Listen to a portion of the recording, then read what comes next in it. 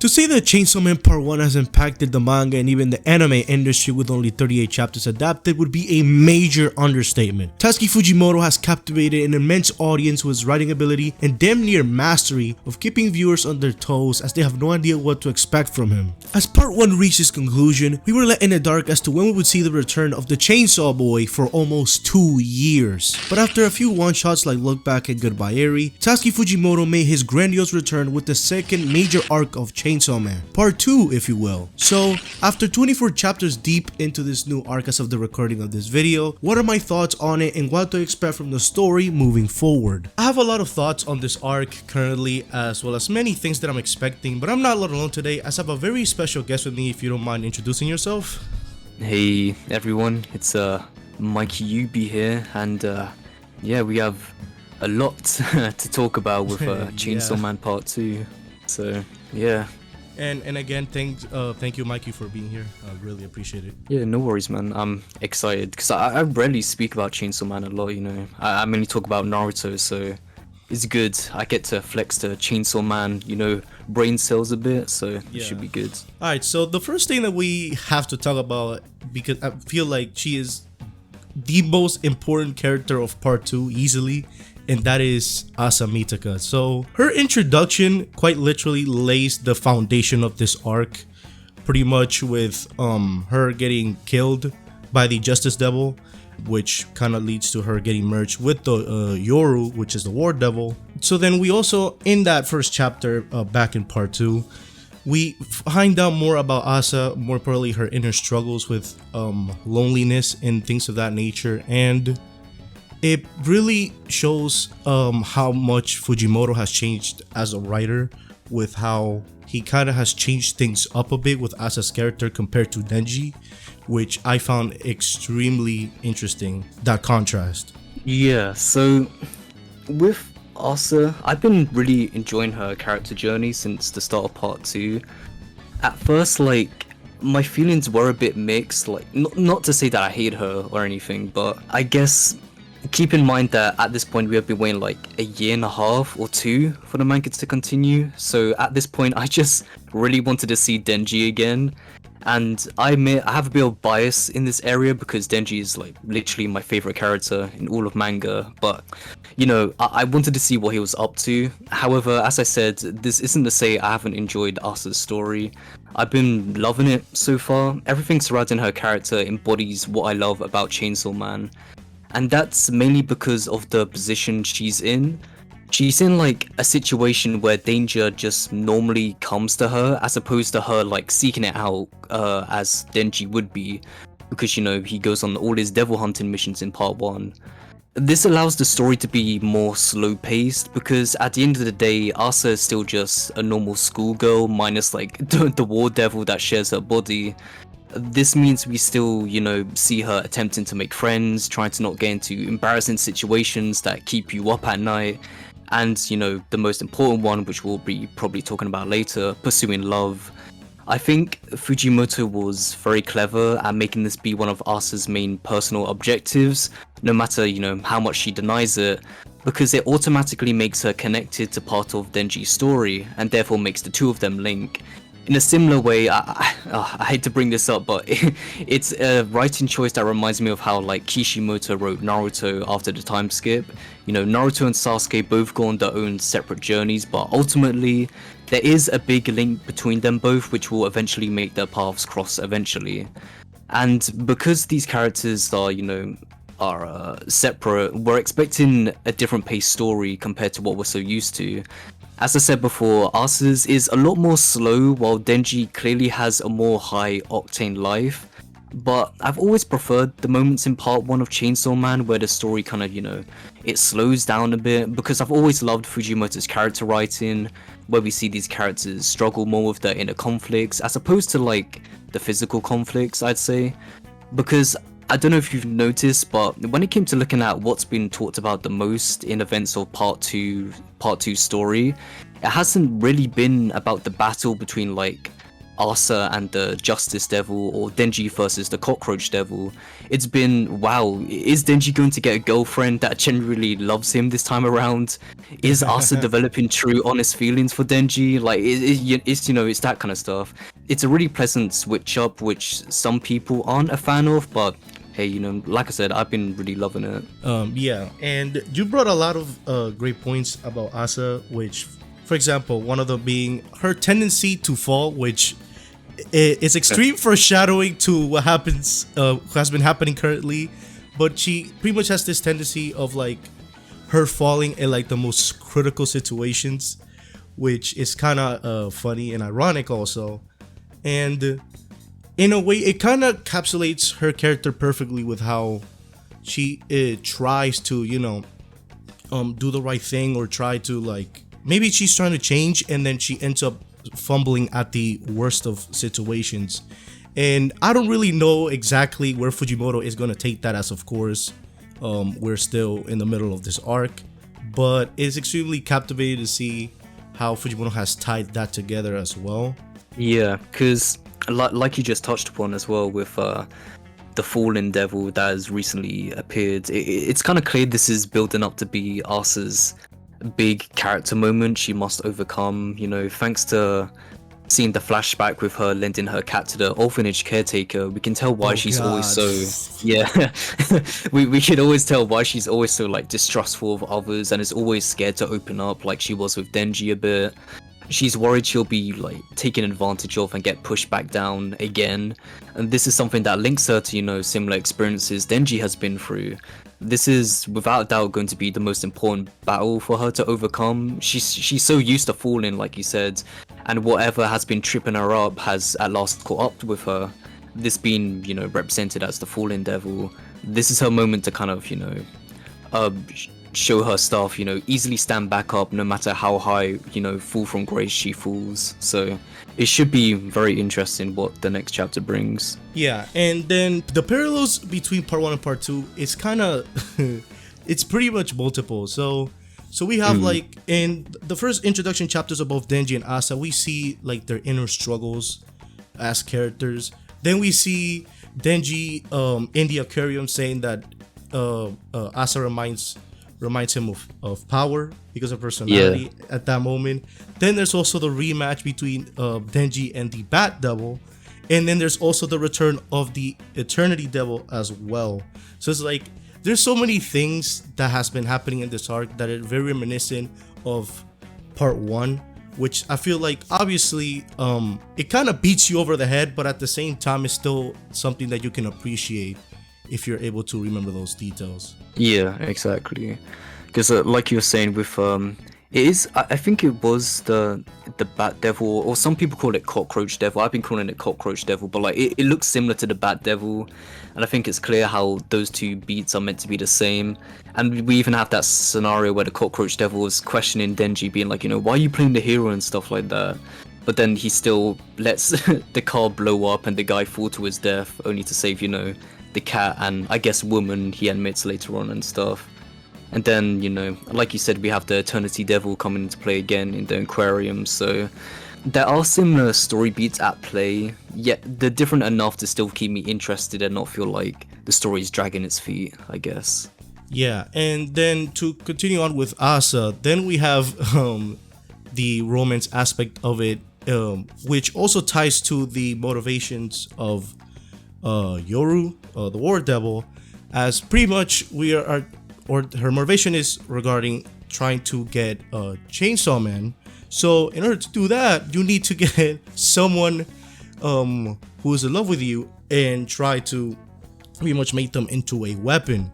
So pretty much we have this situation where Asa and Yoru pretty much are trying to make Denji into a weapon, even though they are not aware of the fact that pretty much Denji is indeed the one who is Chainsaw Man, and they kind of fall in misunderstanding with another Chainsaw Man, which we still need to find out more about that fake Chainsaw Man. Because I feel like everybody kind of has like completely glazed over that, considering the stuff that has been later revealed. But I feel like the fake chainsaw is going to play different and unique role into the story. I feel like, because I don't feel like Fujimoto is going to introduce this thing that killed Yuko and then just not address it again in the story.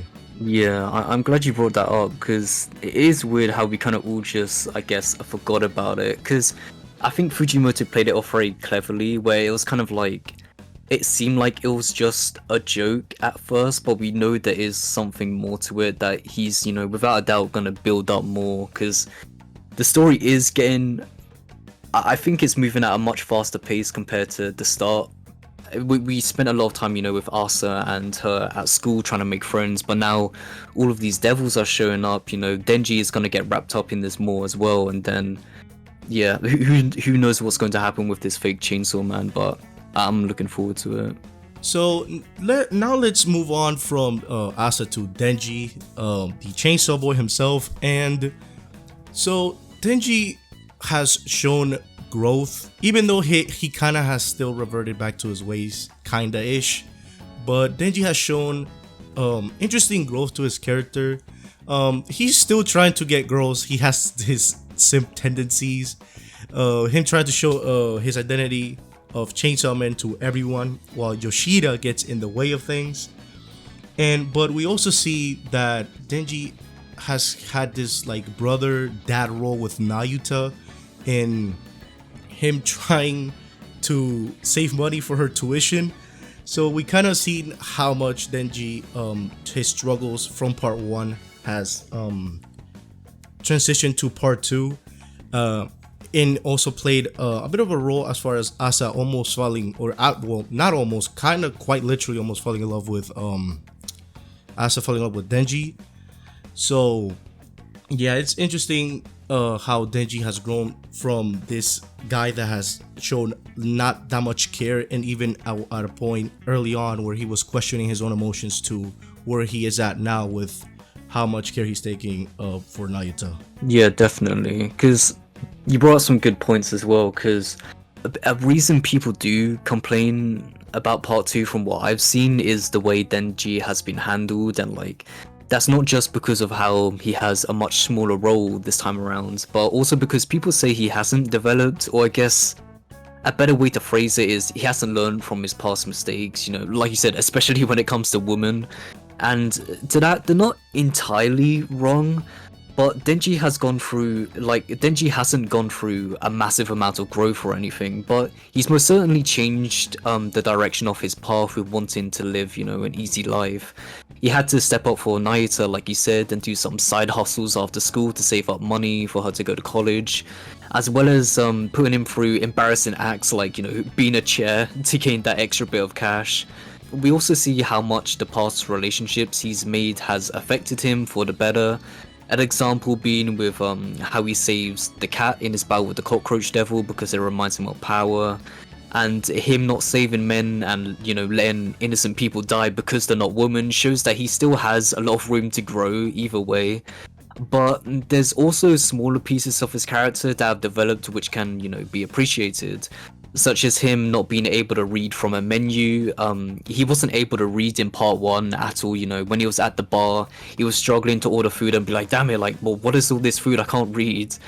And so when he's in part 2, when he's ordering the cake and stuff, it's shown that he is taking his studies somewhat seriously because he can read the menu. I also really love when Yoru takes control of Asa's body to kiss Denji, and I don't know if you'd call it development, but like we see his lips completely sealed because he's afraid of getting like vomit in his mouth or getting his tongue bit off. Oh god, I did not notice that. Yeah. So clearly he's very concerned whenever a girl plants his lips on his after the traumatic experiences he's had. But yeah, overall I'm fine with Denji, how he's been handled.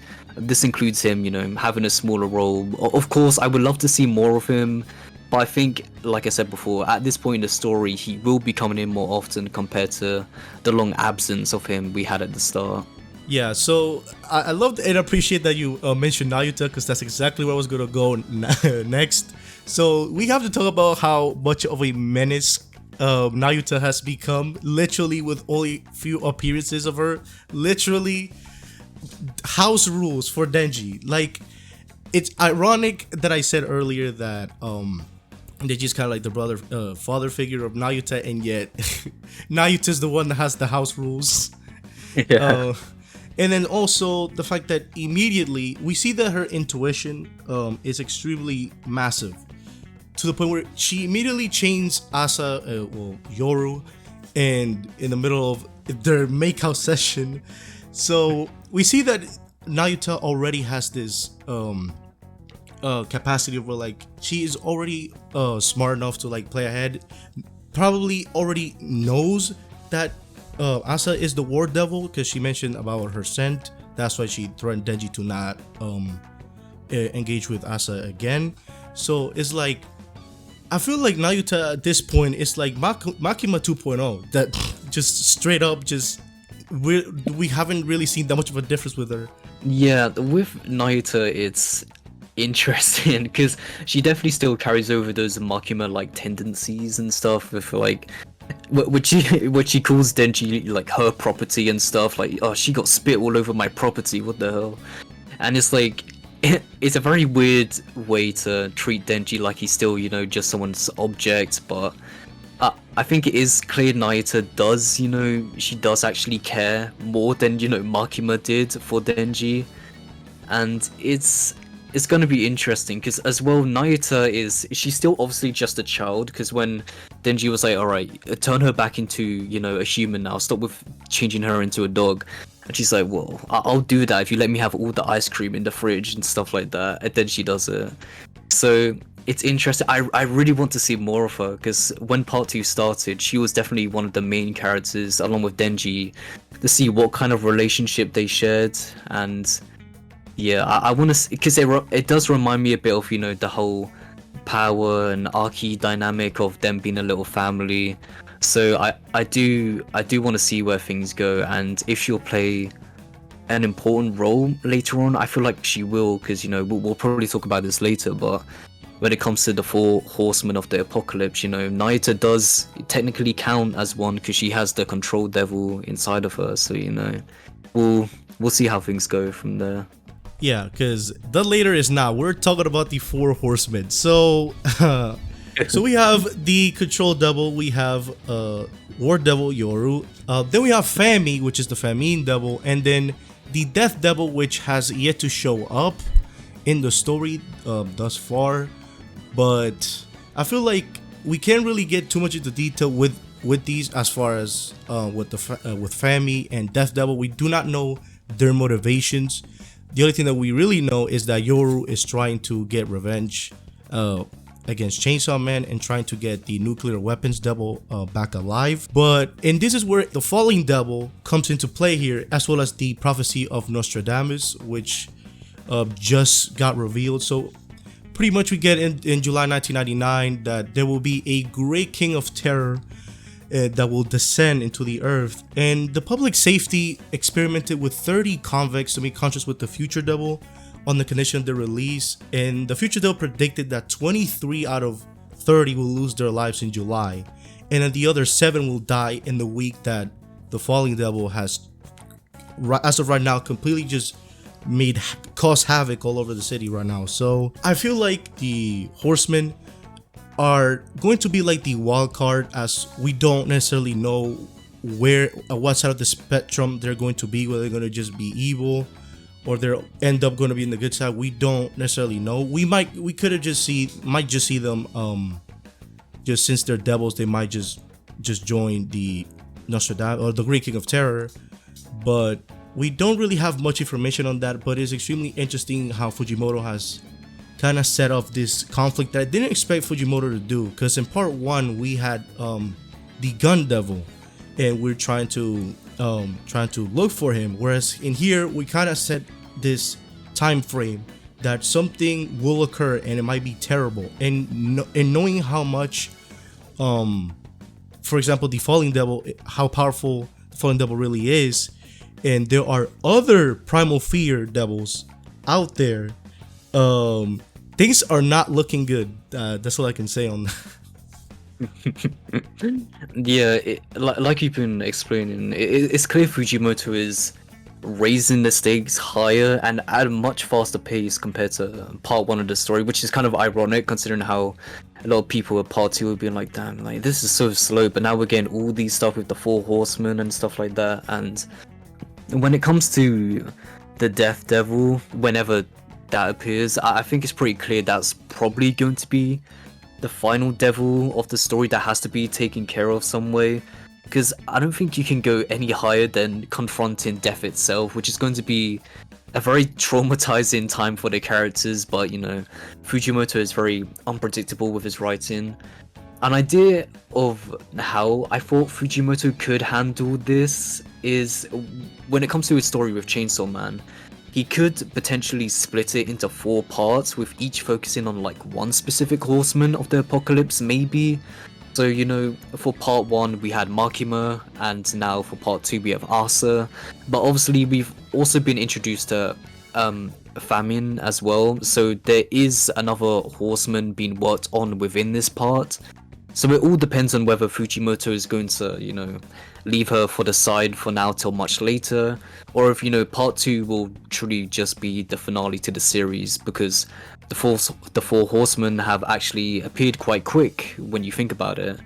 You know, it could go a number of different ways, and it's very hard to predict Chainsaw Man compared to any other series. Like, you know, One Piece, fine, Naruto back in the day, fine, but Chainsaw Man, like, it could all just flip upside down like the next chapter that comes out. You know, it's very unpredictable, but I think that's one of the things I enjoy the most about this series. Yeah, and this video could end up, at the time this video ends up coming out, this video could end up aging horrendously, as something that we have expected just completely gets turned upside down by the next chapter. So Fujimoto is a very interesting individual, that's for sure, in regards to how he crafts his stories.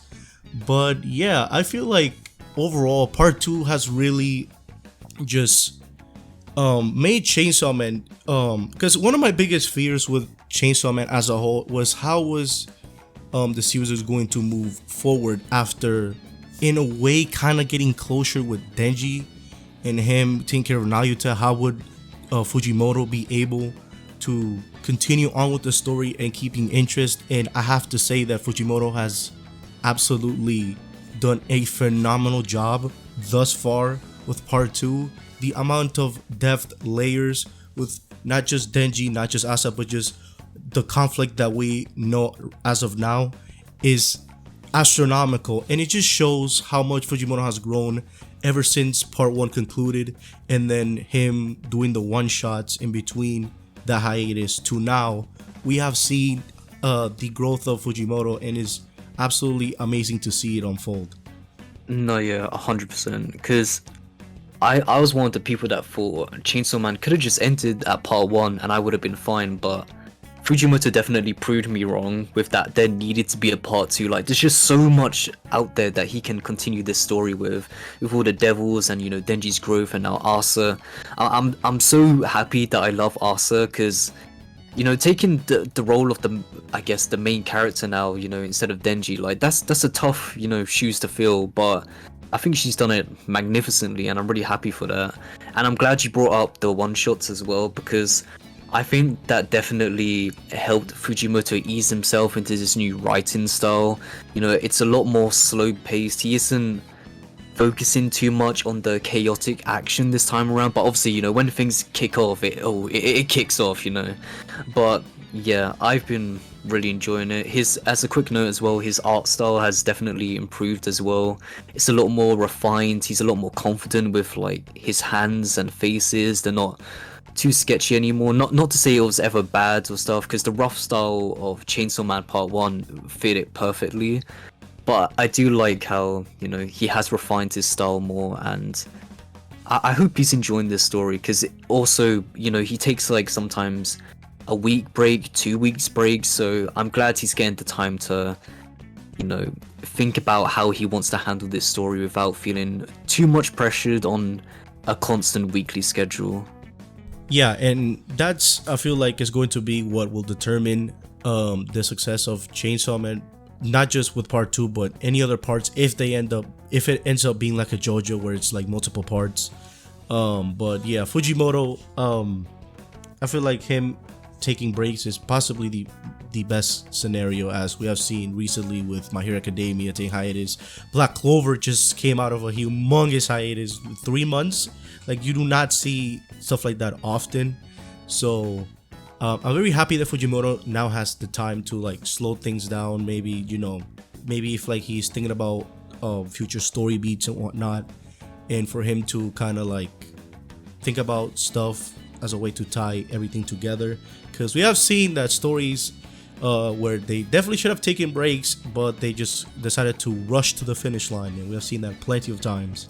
So yeah, I'm very happy that Fujimoto has kind of taken that approach.